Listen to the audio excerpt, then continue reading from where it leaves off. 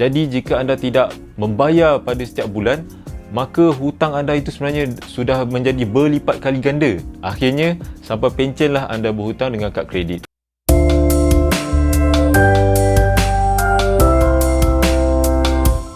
Betul ke ramai yang cakap jika anda mahu bebas kewangan, anda diharamkan untuk gunakan kad kredit dalam kewangan anda? Tapi kalau benarlah kad kredit ni hanya memudaratkan semua orang di Malaysia, di dunia ini, kenapa kad kredit ni masih lagi wujud? Sudah pasti kad kredit ni akan diharamkan kerana sudah terbukti ia hanya memudaratkan kewangan semua orang. Tapi pernah tak anda ada terdengar golongan-golongan kaya ataupun beberapa orang dia mendapat sangat banyak keuntungan dan kelebihan jika mereka menggunakan kad kredit? Kalau kita lihat dalam beg duit mereka tu, kadang-kadang hanya ada RM10, RM20 saja.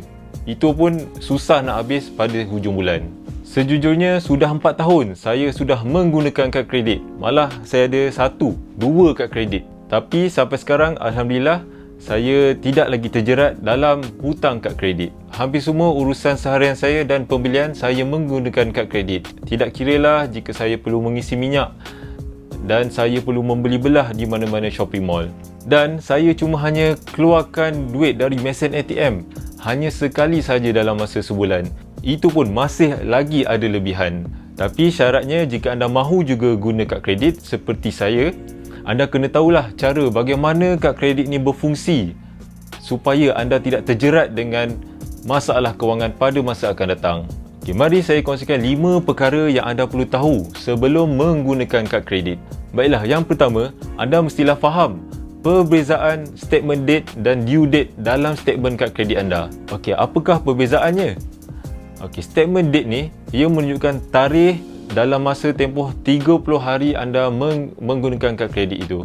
Dan due date pula, ia menunjukkan tarikh akhir anda perlu membuat pembayaran. Jadi sebenarnya, apabila statement date dah keluar, anda ada 20 hari lagi untuk menyelesaikan segala hutang kad kredit anda supaya anda tidak dikenakan 18% interest oleh bank. Inilah kebanyakannya punca mengapa ramai orang yang terjerat dengan kad kredit di mana mereka tidak berdisiplin untuk bayar kad kredit mereka sebelum tarikh due date. Dan anda kena ingat, interest kad kredit adalah yang paling tinggi dalam produk bank, iaitu sebanyak 18%.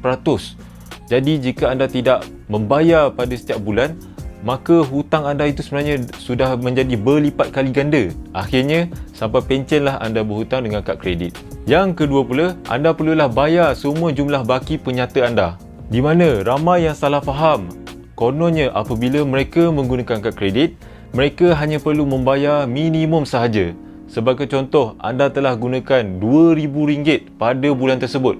Tapi disebabkan bank membenarkan anda hanya membayar RM50 saja, kemudian nama anda boleh selamat daripada si kris. Mungkin ada yang anggap mereka telah mengambil langkah yang bijak. Kononnya berbelanja RM2,000 tapi hanya membayar RM50. Kalau betul lah macam tu, mesti ramai orang yang sudah menjadi kaya raya kerana hanya membayar RM50 tapi boleh belanja RM2,000. Hakikatnya, hutang masih tetap perlu dibayar. Dan apabila anda tidak bayar sebelum due date, anda kena siap sedialah 18% interest akan dikenakan daripada baki hutang kad kredit anda. Kemudian yang ketiga pula, anda perlulah berbelanja menggunakan kad kredit ini selari dengan gaya hidup semasa anda. Sebagai contoh, jika sebelum ini anda hanya mampu minum Starbucks sekali saja dalam sebulan, tapi apabila anda ada kad kredit dan anda boleh meminjam wang daripada bank, anda pun minum Starbucks sebanyak 4 kali sebulan.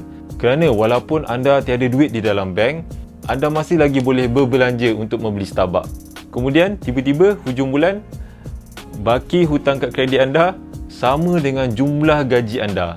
Jadi gaji anda hanya habis untuk membayar kad kredit saja pada bulan tersebut. Jadi pastikan anda hanya berbelanja selari dengan gaya hidup anda sebelum anda ada kredit kad. Kemudian yang keempat pula, anda dilarang untuk cepat sangat teruja dengan ganjaran kad kredit yang akan berikan jika anda berbelanja pada jumlah yang tertentu. Bukannya anda tidak boleh merebut ganjaran yang disediakan, tetapi hanya golongan yang tertentu sahaja yang layak. Kalau anda mahu tahu golongan mana yang layak berbelanja lebih daripada had limit kad kredit ni, hanya golongan usahawan saja yang layak. di mana mereka menggunakan kad kredit ni untuk dijadikan sebagai modal perniagaan mereka.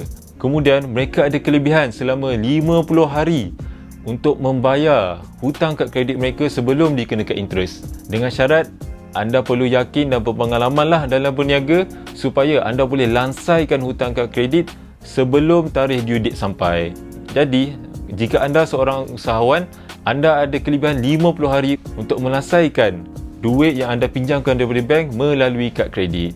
Kemudian yang kelima pula, anda boleh guna kad kredit ini sebagai untuk mengawal aliran tunai bulanan anda, dan ia sangat membantu untuk anda membeli barang keperluan rumah contohnya seperti peti ais, mesin basuh, televisyen contohnya. Di luar sana ada banyak kedai yang menyediakan bayaran bulanan tanpa interest jika anda ada kad kredit. Apa yang harga dipaparkan di kedai tersebut, harga itu saja yang anda bayar, kerana anda telah berhutang dengan kad kredit saja dan kedai tersebut telah dapat jumlah wang tunai yang mereka dapat daripada kad kredit anda. Jadi ia sangatlah membantu, terutama dengan pasangan yang baru memulakan hidup contohnya. Apabila mereka perlu membeli perabot atau gadget dalam masa yang sama, mereka boleh kawal aliran tunai mereka tanpa mengeluarkan wang tunai secara lump sum, di mana mereka boleh pecahkan keseluruhan wang tunai tersebut dalam bentuk bulanan dengan menggunakan kad kredit, asalkan anda mampu bayarlah bulanan tersebut sebelum due date. Jadi tujuan saya berkongsi tentang perkara dan cara menggunakan kad kredit ini